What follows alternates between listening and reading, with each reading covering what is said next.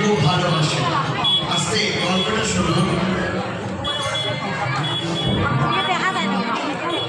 ভাইয়ের প্রতি ভাইয়ের যেরকম টান হয় ঠিক তেমনি আস্তে আস্তে আমার কথাটা একটু শুনুন।